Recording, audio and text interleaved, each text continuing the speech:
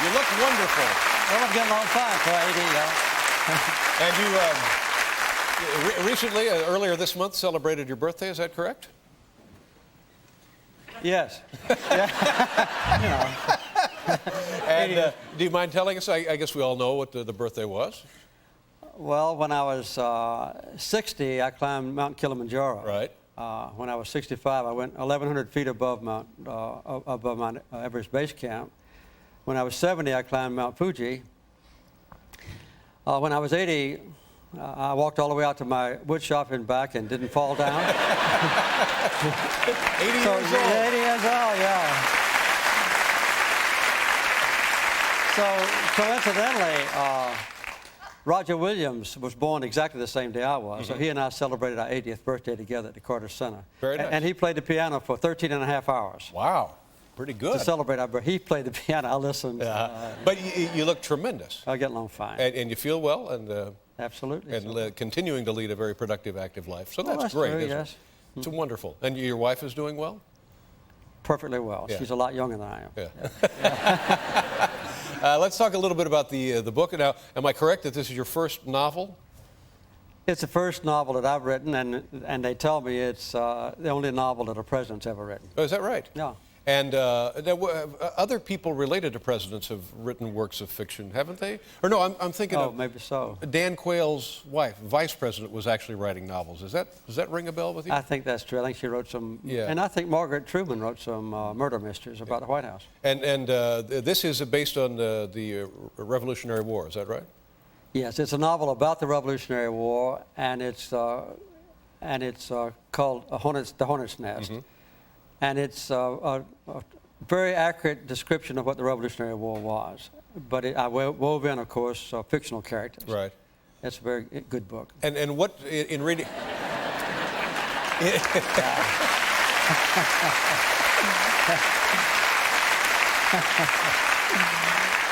In reading the book, what would we learn about the Revolutionary War that we didn't know, regardless of how much attention we paid in high school? Well, first of all, almost all of the major battles that shaped the war were fought in the South. Is that right, in the South? From St. Augustine, Florida, through Georgia, South Carolina, North Carolina, and Southern Virginia. Mm-hmm. The second thing people would learn is that George Washington never won a major battle. He won 2 skirmishes, one at Trenton and one at Princeton, but he lost Philadelphia while that was going on.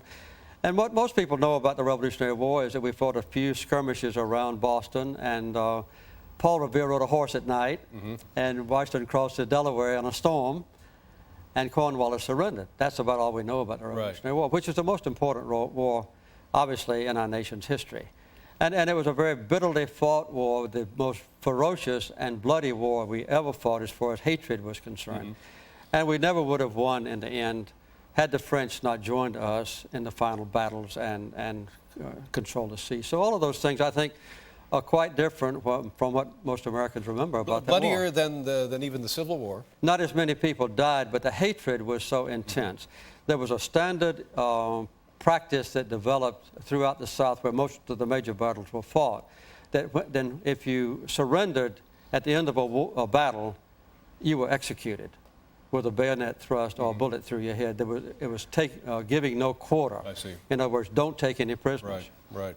How long did it take you to do this, to write the book? 7 years. Wow. That was all the study, the research, and the writing, yes. But in the meantime, I wrote 3 other books.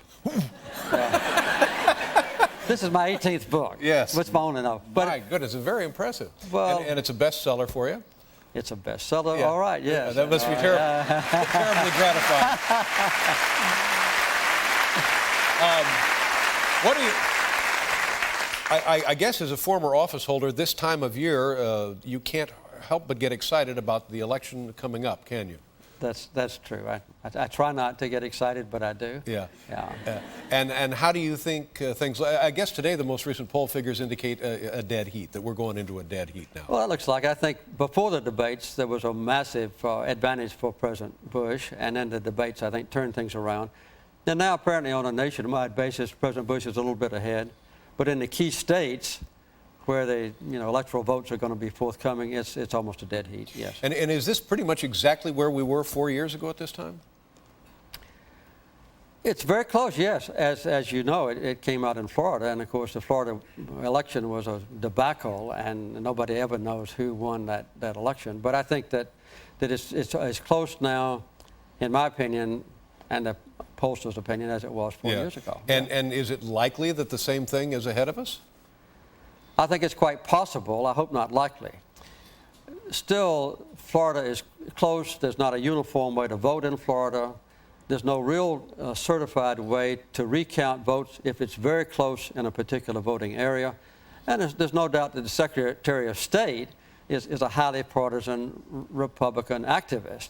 But despite all that, my hope is that the close attention paid to key places like Florida and Ohio will result in an honest election. I believe it will. And you've spent a great deal of time monitoring elections around the world. Should we be asking you to go down there and take a look at this one? Well, we just finished our 52nd election. That was in Indonesia, and the one before that was in Venezuela, and I'll be going in a few days to Mozambique. And so we do elections all over the world. But we have to be, first of all, invited in by both sides, which is unlikely in Florida.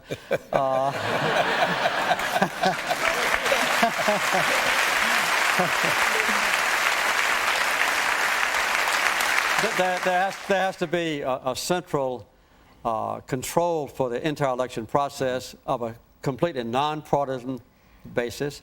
And of course, money shouldn't make any difference in that all the candidates, regardless of whether they have any money or not, should have a chance to present their campaign platform on the television radio. I tell you, when we come back, I want to ask you what your impression of was how things went in Afghanistan last week. All right? Fine. All right. We'll be right back here with President Jimmy Carter, everybody. The book is The Hornet's Nest, and I forgot to mention that in addition to everything else that we've discussed regarding the book, you've also painted the cover. Very impressive. Oh, thank you. And this is likely what it would have been like fighting in the Revolutionary War. Well, that's the main character in my book, and I wanted to present it the way I think he actually looked, with blonde hair and a ponytail in the back and shooting a rifle properly. My publisher, Simon & Schuster, wanted me to have a different one that N.C. Wyeth painted of Daniel Boone, but it wasn't like I wanted, so I decided to take up painting and do the job. You want it done right, by gosh. Good for you.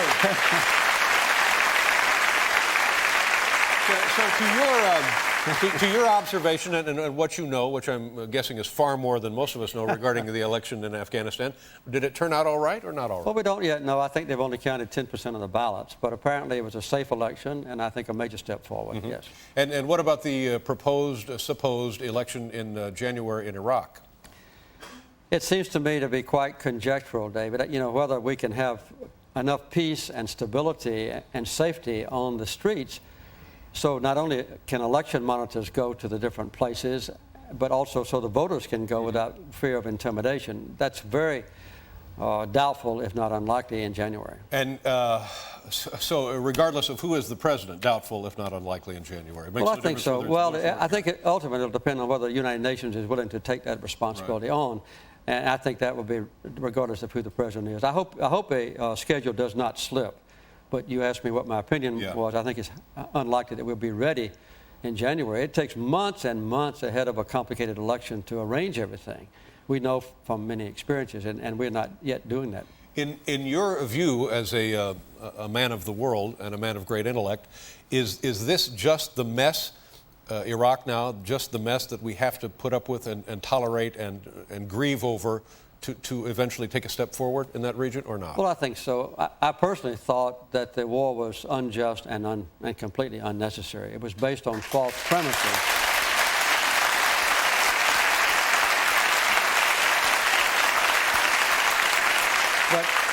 But now that we are in Iraq, I think the best thing to do is for us to figure out the best way to extricate ourselves and leave Iraqis in charge of their own political situation, and also to bring in allies who can help take over the responsibilities for the economic future of Iraq and also for the military security of Iraq. That has to be done. So far, we have not been willing to relinquish, as you know, either the military or political or economic control or influence in Iraq. And the deep resentment against our continued presence, I think, will be alleviated considerably if and when the United States makes it very clear that under these conditions and in this time frame, we will withdraw our troops and let the Iraqis run their own affairs. And if Senator Kerry prevails, it's on the basis of the argument about how the post-invasion Iraq will be handled. Do you think that will turn the election? I think that still is a major issue, but I know from experience, not only here but around the world, that whenever a beleaguered leader, like a president or prime minister, changes from being the administrator of health and welfare and education and taxation and becomes the commander-in-chief with our troops overseas and in danger, immediately that escalates the status and the popularity of the incumbent president, as it has done in the case of George Bush and also his father, who was before him, and that always happens. But I think that that has been the major factor that has perpetuated George Bush into the present popularity that he has. Now, as you say, it's very close. Had it not been for that circumstance as the commander-in-chief, when it's very improper in some people's minds even to criticize the mistakes that he makes, I think he would be much lower in the polls. Tell me a little bit about when you won the Nobel Prize. A couple of years ago, I thought maybe one day I'd win one. Yeah, well, man, it's not too late. But I've kind of given up on that. Don't give up. No, don't give up. I was a lot older than you are when I. Well, what is that experience for you? I mean, you're notified that you're in the running. You're notified that you won. How does that happen? I had no idea. In fact, I was sound asleep when the telephone rang the morning that they notified me. I didn't even know it was a day for the Nobel Prizes to be awarded. I had hoped many years earlier, when I negotiated the peace treaty between Israel and Egypt, and Sadat and Begin got the Nobel Prize, I thought I would get it. I thought I deserved to get it, but I didn't. so I gave up.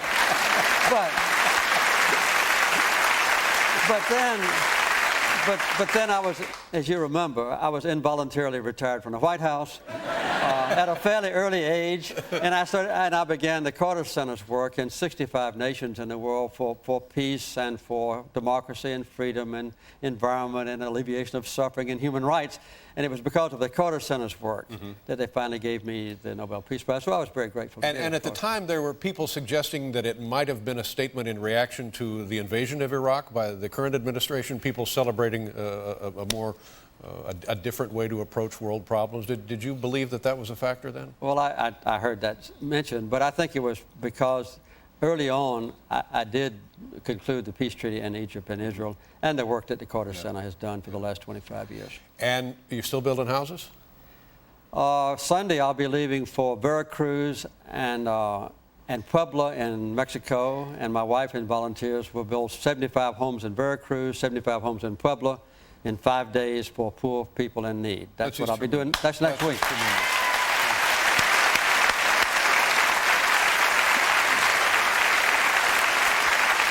This is the novel, the Times bestseller, The Hornet's Nest, written by President Jimmy Carter. He painted the cover art, and he just told me that he hand-numbered each page.